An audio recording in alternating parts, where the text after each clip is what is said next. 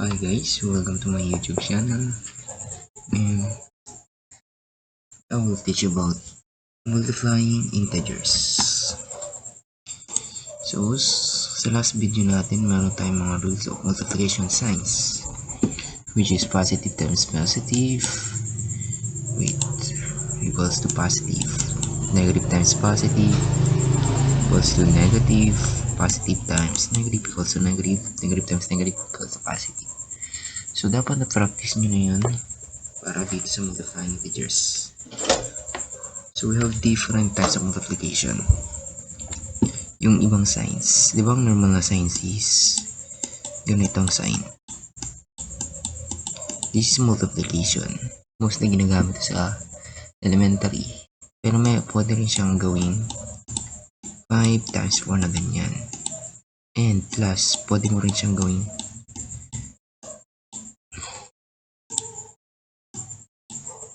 wait lang. Ganito, naka-parenthesis. They are all the same. Pero mostly makikita mo is sa multiplication is ganito. Kung gusto mo mas astig, pwede mong gawin to. Lahat sila is pare-pareho. So, ang sagot dito lahat is 20. 5 times 4 is 20. So, ganun lang yun. Dali lang. So, let's have an example. 6 times 3. Hopefully, sa mga tinuturuan ko ngayon is marunong ng basic multiplication. Kasi may hirapan tayo.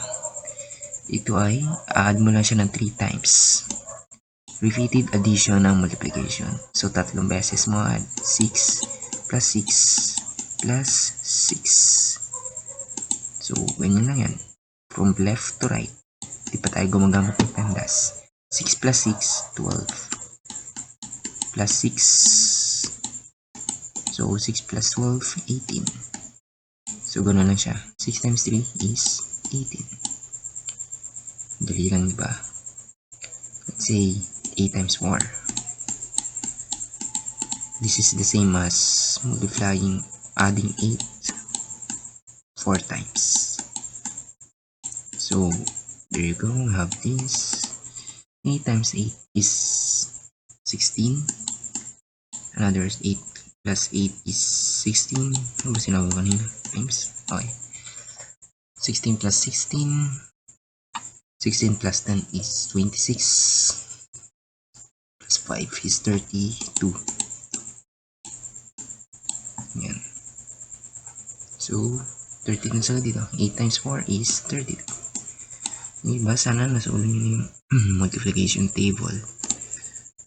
Yan. Madali lang din yan.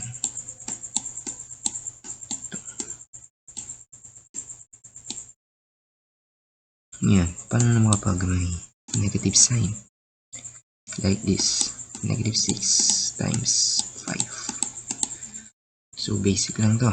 This is the same as 6 plus 6 plus 6 plus 6 plus 6. Ganun lang rin siya. So, 6. Limang beses mo add yung 5.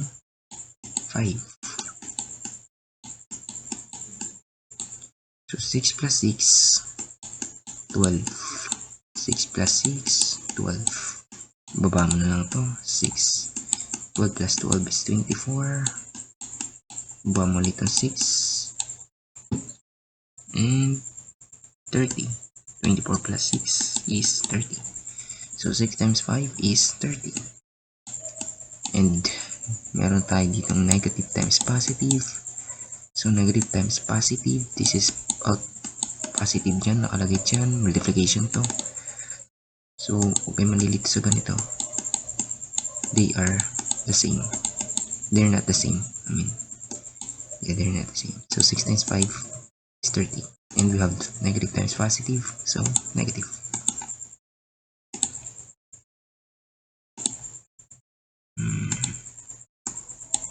Okay.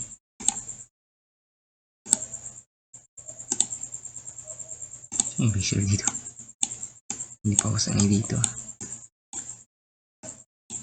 Okay. Next.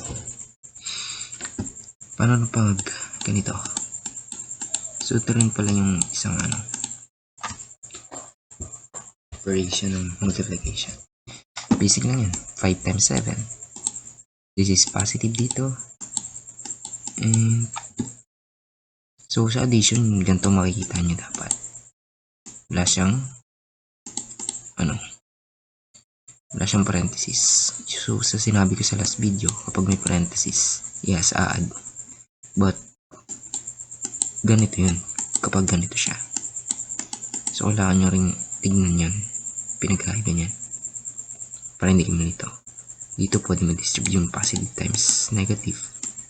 So, negative rin siya. So, pareho sila nito. 5, negative 2 to. Mas malaki kasi ito. And may negative sign siya. 5 times 7 is 35. Positive.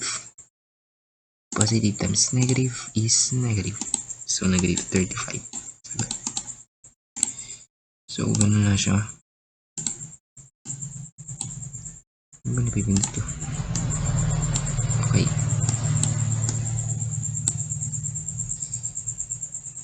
Next example. So, we have negative times negative 3. So, this is negative times negative. As you can see dito, negative times negative is positive. So, magiging positive ang sagot natin. So, 9 times 3 is 9, 18, 27. Pagsaulan mo na yung multiplication table. Positive 27. Isa pa. Paano pag ganito? Negative 4, 2 times 2 times negative 5. So, negative 4 times. So, from left to right rin yan. It's basically left to right. So, negative 4 times, ginawa ko dito. Pangala, 4 times 2 is negative 8. So, gusto nyo ganitohin nyo muna para mas madali na kayo. 4 times 2 is 8. Tapos, negative times positive is negative. So, negative 8. Ngayon, bring down natin to 5. So, multiplication pa rin yan. Okay, malilito.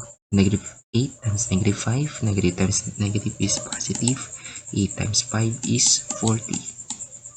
So, yung sagot yan. Basic, diba?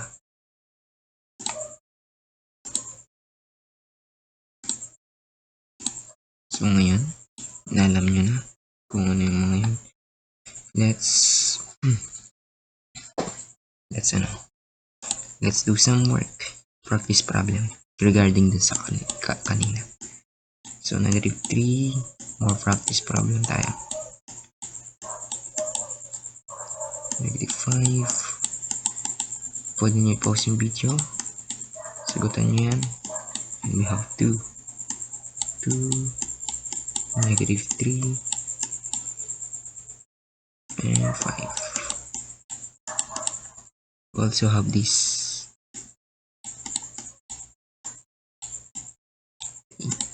7.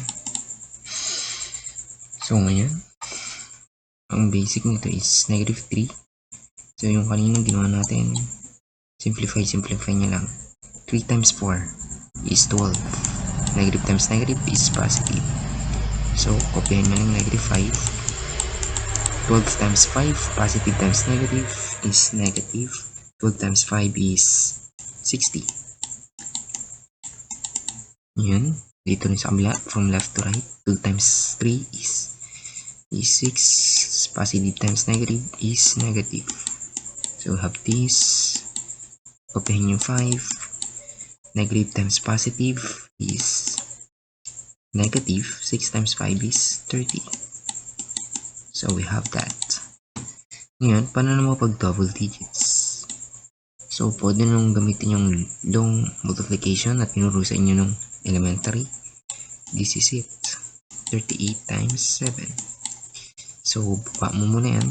8 times 7, 56. Sa taas yung isa. Ngayon, 7 times 3.